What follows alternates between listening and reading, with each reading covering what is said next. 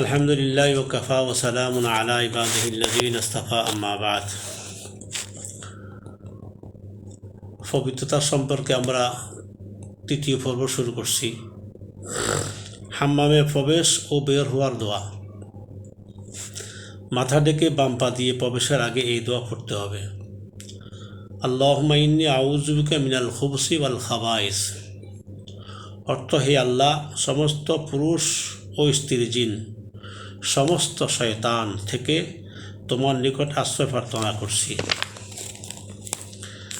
বাম পা দিয়ে বের হওয়ার পর এই দোয়া পড়তে হবে। গফরানাকা আলহামদুলিল্লাহিল্লাযী আযহাবা আন্নিল আযা ওয়া আফানি।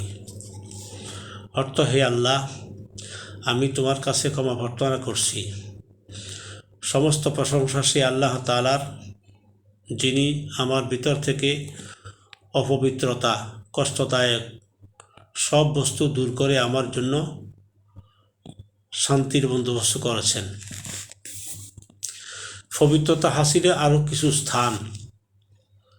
মুমিনের দেহের কিছু অংশের সংশোধনও পবিত্রতার অংশ হিসেবে বিবেচিত হয়।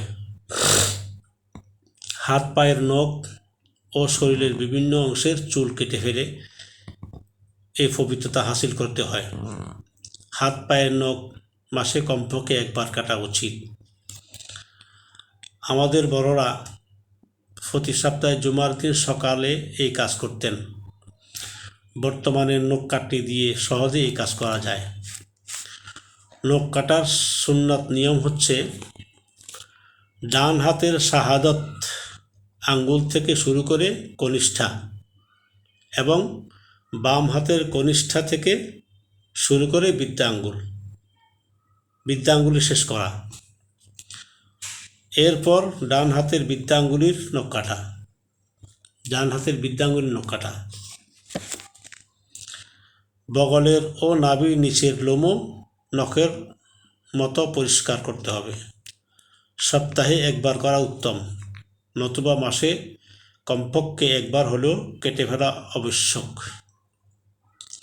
আজকাল সেফটি রেজার দিয়ে এ কাজ সহজেই করা সম্ভব। বর্তমান যুগে আমাদের দেশের ছেলেমেয়েরা, বিশেষ করে মেয়েরা, বিধর্মীদের মতো লম্বা নখ রেখে তার উপর পলিশ ব্যবহার করাকে ফ্যাশন বানিয়ে নিয়েছে। এর ফলে ওযু গোসলের ফরজ আদায় হবে না বলে এ কাজ কাম্য নয়।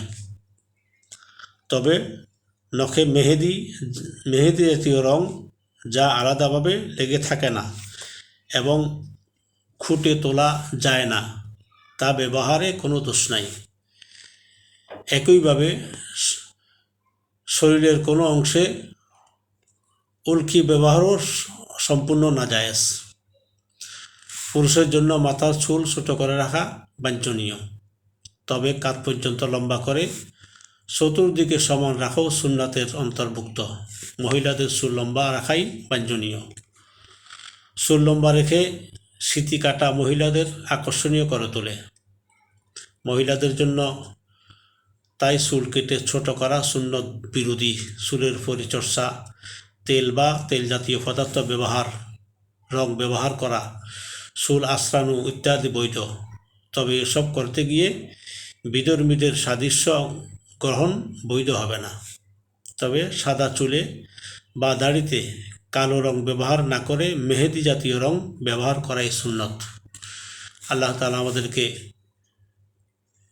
তৃতীয় পর্ব শেষ করার তৌফিক দান করছেন এবং এর উপরে আমাদেরকে সবাইকে আমল করার তৌফিক দান করেন। ওয়া মা আলাইনা ইল্লাল বালাগ।